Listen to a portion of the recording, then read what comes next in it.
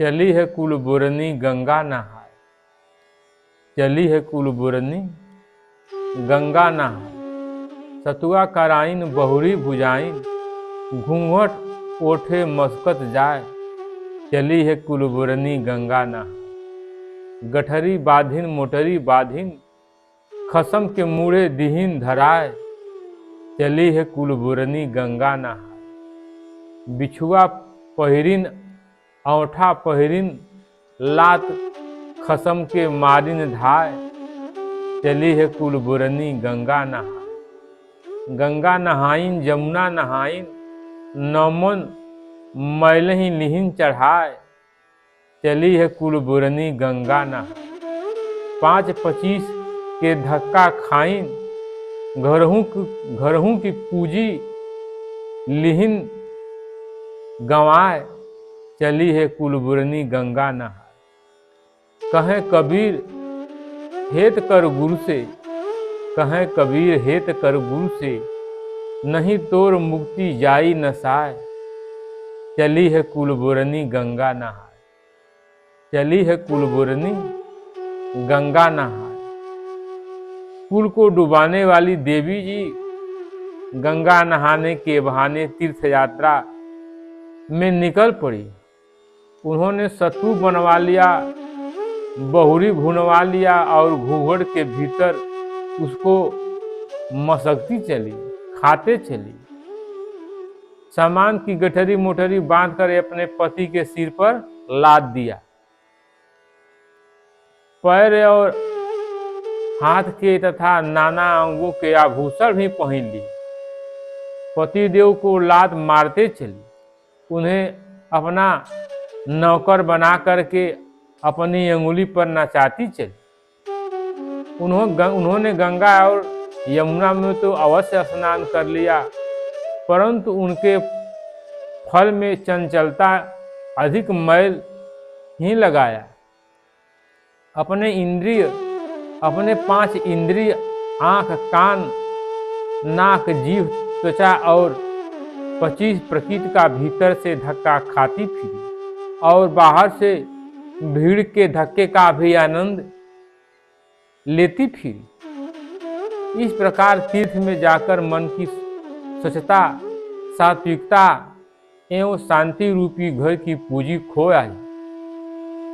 कबीर साहब कहते हैं कि देवियों, सदगुरु के उपदेश रूप स्वरूप ज्ञान से प्रेम करो, अन्यथा तुम्हारे कल्याण प्राप्ति का जो समय है यूं ही व्यर्थ में नष्ट हो जाएगा। आज का परिवेश कैसा है? स्त्रियां अपने पति को कितना सम्मान देना चाहती हैं। आज का परिवेश कितना लोग तो बीवी का गुलाम बनकर बैठे हुए। अगर बीवी कसकर अगर डांट देती है तो सीटी पीटी बंद हो जाता है, कितनों का तो पैंट सरक जाता है, आवाज नहीं मुंह से आती, पूरे कब्जे में कर डाली। अब आज क्या है, लोग जाते हैं दूर दूर घूमने के लिए, विचरण करने के लिए, एंजॉय मनाने के लिए। क्या है, पतिदेव के जिम्मे लगा दिया, ये सामान लेना, वो सामान लेना, ये सामान लेना, गठरी बांधकर सिर पर ढुलवाती हैं। और ऐसी समय और परिस्थिति है कि लोग मजबूर हो जाते हैं। अगर इधर उधर करते हैं तो पत्नी कहती है कि अब हम तुम्हारे साथ नहीं रहेंगे, मायके चले जाएं। अब तो बेचारा पतिदेव का पारा एकदम ठंडा हो जाता है, जा करके हाथ पैर पकड़ने लगते हैं कि देखो भाई, अब तुम मायके नहीं जाओ, नहीं तुम मायके चली जाओगी तो फिर मैं कैसे रहूँगा। बहुत समस्या हो जाती है। तो बीबी चंगुल में फंसा करके नचा रही है। नाना प्रकार का स्वभाव है और पति आज की परिस्थिति में जुरू का गुलाम बनकर रह चुका है। घर में क्या है? घर में मालिकाना पत्नी का चलता है। पति बाहर से कुछ भी करे, लेकिन घर में मालिक पत्नी रहती है। डांट देती है तो आवाज नहीं आता। ऐसी परिस्थितियां बनी हुई हैं। उसी का चरित्रण कबीर साहब दर्शाए हैं कि आपका मन, आपका विचार, आपका भाव जब तक निष्कपट नहीं रहेगा, तब तक आप इधर उधर यहाँ वहाँ नाना प्रकार टहलते रहेंगे, खोज करते रहेंगे, लेकिन कुछ मिलने वाला नहीं है। जब तक आप किसी सत्य धर्मी महापुरुष के पास नहीं जाएंगे, तब तक आपको कुछ मिलने वाला नहीं है। एक गांव में एक पतिव्रता स्त्री थी जो अपने मन, क्रम, वचन से अपने पति का सेवा करती थी, पति का आदर करती थी, पति का सम्मान करती थी। पति भी उसके सज्जन पुरुष थे। अब क्या कहा जाए, स्त्रियों का ही केवल दोष नहीं है, कितनी स्त्रियां भी, कितनी पत्नियां भी परेशान हैं, क्योंकि उनके पति अगर शराबी मिले हुए हैं, जुआरी मिले हुए हैं, तो बेचारी क्या करे, औरतों का जेवर तक बेचकर शराब पीने वाले शराब पी जाते हैं। क्या कहा जाए, उनको किसी चीज की परवाह नहीं होती, न मान का, न सम्मान का, कुछ का नहीं। शराबी है तो उसको शराब चाहिए कि भी किसी भी प्रकार से, नहीं कुछ पैसा पाया तो घर के जेवरात को चोरा करके ले जा करके बेच दे। ऐसे ऐसे पति भी हैं। तो दोष या गुण या अवगुण दोनों में है। तो पतिव्रता स्त्री थी, पति का सेवा करती थी मन, कर्म, वचन से, और पतिदेव भी उसके सज्जन पुरुष थे। बहुत सुंदर से गृहस्थी का काम चल रहा था। उसी गांव में एक झगड़ालू किस्म की औरत थी, कुटिल स्वभाव का, जो अपने पति को 4 गाली अनायास यूं ही सुनाती। उसका पति काम करके खेत से जब जाता तो भोजन के पहले उसे गालियां ही परोसने लगती। बेचारा लाचार होकर कभी तो भोजन ही नहीं करता, कभी आधा पेट खा करके चला जाता। लाचार क्या करे, अगर कुछ बोलता तो मारने के लिए डंडा लेकर दौड़ा लेती, कभी तो झाड़ू फेंक करके मार देती, कभी अगर रोटी बना रही है कुछ अगर बोला तो बेलना फेंक करके मार देती थी। क्या करे बेचारा, बहुत परेशान था। एक दिन संयोग से उसके घर में आग बुझ गई। प्राचीन समय की घटना है। उस समय सलाई वगैरह नहीं होता था, गैस वगैरह की व्यवस्था नहीं होती थी। आग घर में गड्ढा खन करके उसी में दबा करके उपली से या और लकड़ी वगैरह से रखा जाता था। तो संयोग से उसके घर की आग समाप्त हो गई थी, बुझ गई थी। तो सोची कि अब आग कहाँ मिले, तो घर से बाहर निकाल कर देखने लगी कि किसी घर में धुआं जल रहा है, आग जल रही है तो धुआं निकलता होगा। तो उसने देखा, तो धुआं देख करके वो उस पतिव्रता स्त्री के पास पहुंची। वहां जब पहुंची, वो कुटिल नारी,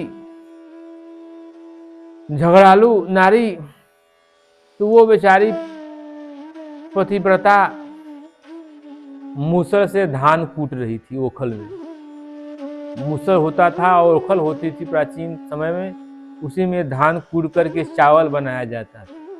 तो वो धान कूट करके चावल बना रही थी और वहां पहुंची तो बात करने लगी, अपना समाचार हालचाल पूछने लगी।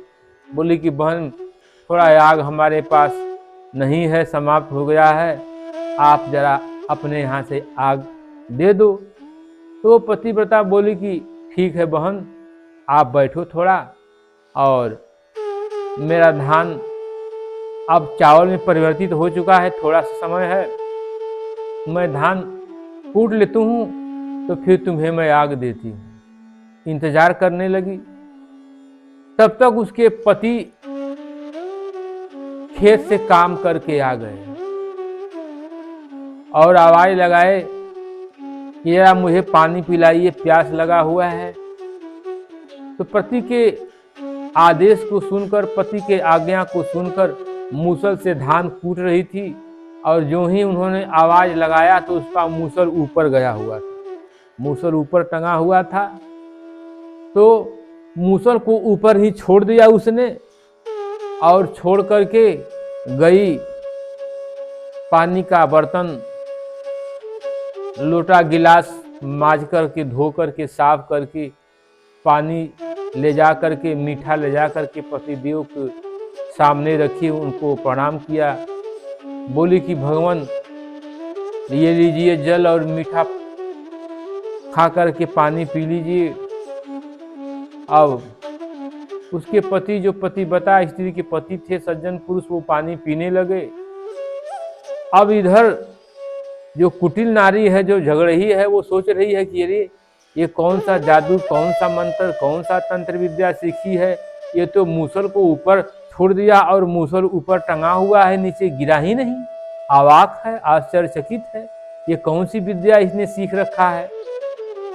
जब आकर के फिर वो पति बता स्त्री मूसल को पकड़ करके धान जब कूटने लगी, तो वो झगड़ालू औरत पूछी, जो पति को 4 गाली रोज सुनाती थी, पूछी कि आप ये कौन सी विद्या आप सीखे हो जो मूसल ऊपर टिक गया, नीचे जमीन पर नहीं गिरा, मुझे भी बता दो।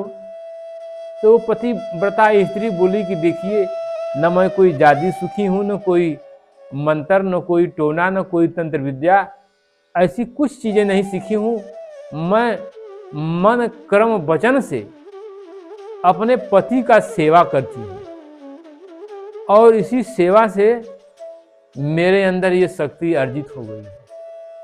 तो आप भी अपने पति का सेवा कीजिए और आपके अंदर भी वो शक्ति आ जाएगी।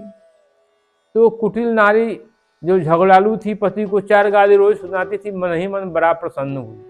सोची कि ठीक है, अब हम भी चलकर घर अपने पति को बोलूंगी और वो भी आएंगे, पानी मांगेंगे, तो हमारा भी मूसल इसी तरह से टिक जाएगा। तो घर पहुंची आग लेकर के, भोजन बनाया। तो उस दिन जब उसके पति देव आए, डरते डरते बोले कि जरा मुझे भोजन मिलेगा, तो बड़ी प्यार से बोली, बड़ी प्रेम से बोली, प्रणाम किया, आइए भगवान आइए, विराजिए। बैठने के लिए ऊंचा आसन दिया, पैर छुआ, प्रणाम किया, पैर धोया। अब तो उसका पति बहुत आश्चर्यचकित है, सोच रहा है कि कैसे इसके अंदर सुधार हो गया, ये तो आज मेरा बहुत सेवा कर रही है, नहीं तो आए दिन हमको 4 गाली सुनाती थी, खाने के लिए भोजन भी नहीं देती थी, उल्टे झाड़ू लेकर मारने के लिए दौड़ती थी, आज तो बहुत सेवा कर रही है। वो भी मन ही मन प्रसन्न है, सोच रहा है कि चलो सुबह का भूला अगर शाम को अपने घर आ जाए तो उसको भूला नहीं कहना चाहिए, भला किसी तरह सुधार तो इसके अंदर हो गया। बेचारा बहुत प्रसन्नचित्त है।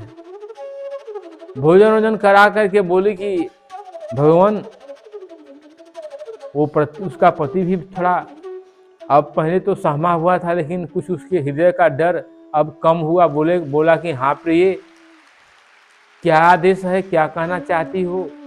तो बोली कि देखो ना, मैं कल धान जब कूटती रहूंगी तो आप भी खेत से आना तो हमसे पानी मांगना।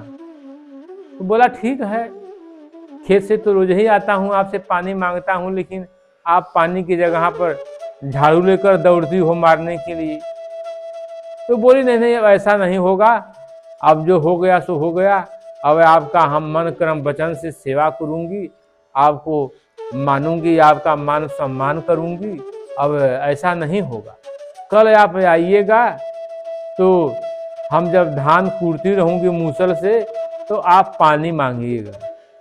बोला ठीक है। अब खेत में काम करने के लिए वो बेचारा चला गया। जब दोपहर आया भोजन करने के लिए तो मूसल से धान कूट रही थी। तो आवाज लगाया कि जरा पानी पिलाओ, बहुत जोर से प्यास लगी हुई है। धूप था, बेचारा प्यासा भी था। तो उसका मूसल नीचे था, इस तरह से धान कुर्ती मूसल ओखर में गिरा और मूसल उसका नीचे ही था, लेकिन वो उठा करके मूसल ऊपर ले गई। और जब उठा करके मूसल ऊपर ले गई और मूसल को छोड़ा ऊपर, जब मूसल को ऊपर छोड़ा तो अब तो वो मूसल कहाँ टिकेगा। एक दिन की सेवा करने से तो काम नहीं होने वाला है। अब जब वो मूसल छुड़ी तो मूसल गिरा उसके सिर पर और उसका सिर फूट गया। और जब सिर फूट गया, जब चोट लगा उसको, तो उसका फिर स्वभाव जागृत हो गया। झाड़ू लेकर के अपने पति को खदेड़ ली। अब बेचारा भागा भागा भागा, 4 गाली उसको सुना रही है, कह रहे इसी दुष्ट के कारण, यही अधर्मी है, यही पापी है, यही दुष्ट है, इसी के दुष्टता के कारण हमारा सिर फूट गया। इसके अंदर बहुत कमी है। झाड़ू ले करके दौड़ा ली, बेचारा कहाँ का पानी, कहाँ का खाना, कहाँ का दाना। अब भाग कर खेत में जाकर के पीपल के पेड़ के नीचे भूखे प्यासे बैठा। फिर क्या करे, आधे रास्ते से गाली देते देते उसकी औरत जो झगड़ालू थी, कुटिल थी, लौट आई। अब तो उसका सिर फूट गया, अब तो अस्पताल में जाना पड़ेगा। बेचारी क्या करे, उस समय अस्पताल भी नहीं था। तो अपना हल्दी प्याज छोप करके, पीस करके, गरम करके अपने सिर पर लगाई, पट्टी बांधी। अब चिल्लाई या हया। तो क्या है, कहने का तात्पर्य है कि जब तक आपका व्यवहार नहीं सुधरेगा, आपका विचार नहीं सुधरेगा, आपका रहन नहीं सुधरेगा, सहन नहीं सुधरेगा, तो फिर क्या पाएंगे, ऐसे क्या मिलेगा। एक दिन से अभ्यास करने से कुछ नहीं होता है। करत करत ये अभ्यास ते जड़मत हो तो सुजान, और असरी आवत जाते सिल पर बनत निशान। अभ्यास करते करते पत्थर को भी रस्सी काट देती है, लेकिन अभ्यास से। उसी तरह ये आध्यात्म है, एक दिन करने से नहीं होगा, इसका अभ्यास करना होगा, प्रयास करना होगा, सदगुरु के चरण शरण में लगना होगा, परिश्रम करना होगा, तब आपको फल की प्राप्ति होगी। आज का तो परिवेश ये है कि चट रोटी पट दाल और तोरो रोटी बोरो दाल, मतलब कुछ लगे ना, सब कुछ मिल जाए इसी तरह। बताइए, एक भक्त, हम एक जगह गए थे, सत्संग प्रवचन कर रहे थे, तो एक भक्त बोला कि महाराज जी, ऐसा कोई महाराज मिलते कि हमारे सिर पर हाथ रख दें और हमको तत्व ज्ञान मिल जाए। ऐसे कोई महाराज नहीं मिले कि जो हमारे सिर पर हाथ रख दें और हमको तत्व ज्ञान दिखाई देने लगे, सारा ब्रह्मांड हमारे आंख के सामने दिखाई देने लगे। फिर हम बोले कि बहुत अच्छी बात है, आप एक काम करो कि आपके पास जितना धन है, जितनी संपदा है, सारा हमारे नाम कर दो। बताओ तुम्हारे घर में कितने पैसे हैं, कितने जेवरात हैं, फिर वो घबराया, बोला कि अरे बाबा, क्या हमारे घर में आप चोरी कराएंगे? आपको हम बता दें, यहाँ काफ़ी लोग बैठे हुए हैं, हमारे घर में चोरी हो जाएगी, हमारा माल सब लूट जाएगा। फिर हम बोले कि आप जो धन रखे हो, उस धन का आप कितना सुरक्षा कर रहे हो, जो कि आध्यात्म की दृष्टि से उस धन का कोई महत्व नहीं है। वो संपत्ति आत्मिक संपत्ति नहीं है, वो सांसारिक संपत्ति है, संसार में ही रह जाएगी। चाहे लाखों करोड़ों अरबों का आपके पास धन हो, सोना चांदी हीरा मोती सब कुछ यहीं छूट जाएगा, कुछ साथ नहीं जाएगा।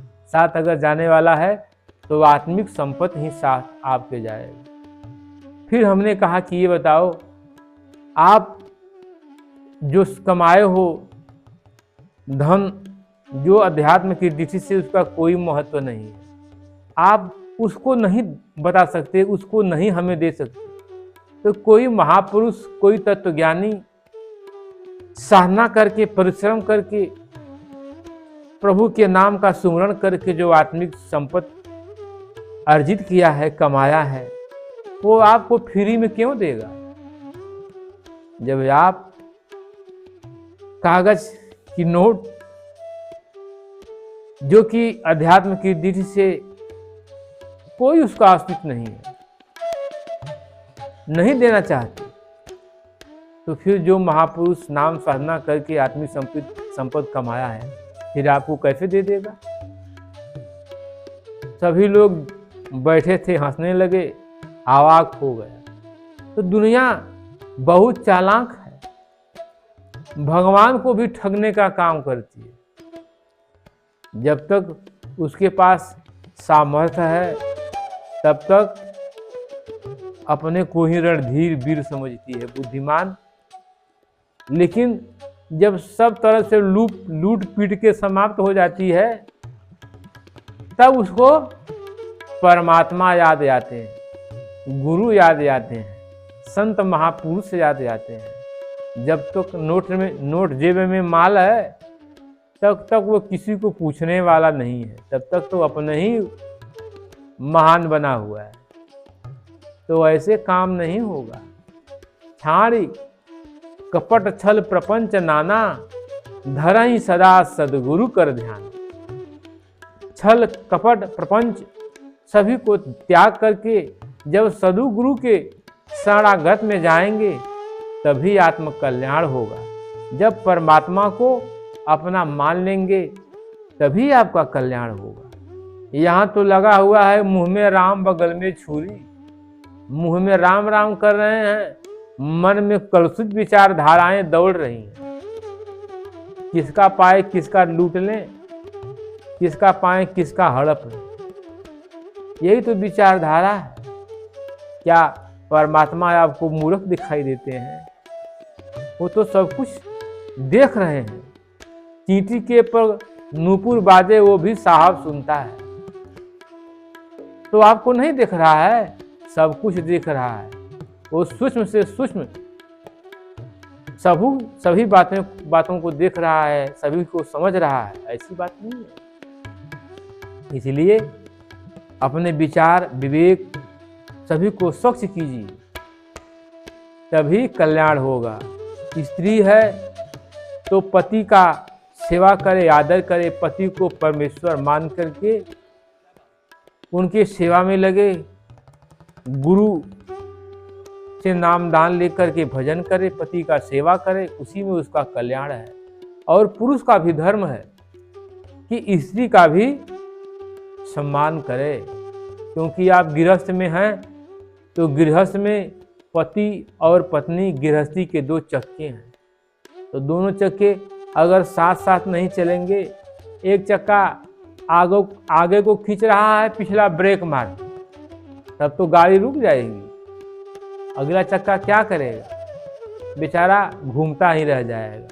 इसलिए स्त्री और पुरुष गृहस्थी के दो साथी हैं, दोनों का सम्मान करना चाहिए। उचित स्थिति में उचित अगर पति कह रहा है तो उसको पत्नी भी स्वीकार करे, अगर उचित पत्नी कह रही है तो उसको पति भी स्वीकार करे, उसका सम्मान करे, क्योंकि वो आपका अर्धांगिनी है। स्त्री का पति उसका भगवान है। इस भाव से जब गृहस्थ में रह करके आप चलेंगे, एक दूसरे का सम्मान करेंगे, एक दूसरे का विश्वास करेंगे, तभी आपका जीवन सुखमय हो सकता है। नहीं तो आज क्या है, स्त्री पुरुष पर शंका करती है और पुरुष स्त्री पर शंका करता है, और शंका का कोई दवाई नहीं है। इसी में सब कुछ नष्ट भ्रष्ट हो जाता है। तो कहने का तात्पर्य यही है, स्त्री और पुरुष आप दोनों ईश्वर पथ पर चलिए, पूरे परिवार को अपने ईश्वर के पथ पर लगाइए। आप भी भजन कीजिए, आपका पति भी भजन करे, आपका परिवार सुखमय रहे। नहीं तो क्या है, संसार में जहाँ कुमत तहाँ विपद न धाना, जहाँ सुमत तहाँ संपत्ति धाना। जहाँ कुमत आई तो फिर समझ लीजिए दुख ही दुख है। सारा परिवार आज क्या है, परिवार बर्बाद हो जा रहा है। पति पत्नी को छोड़ दे रहा है, कभी पत्नी पति को छोड़ दे रही है, फिर जीवन गृहस्थ का बर्बाद हो जा रहा है।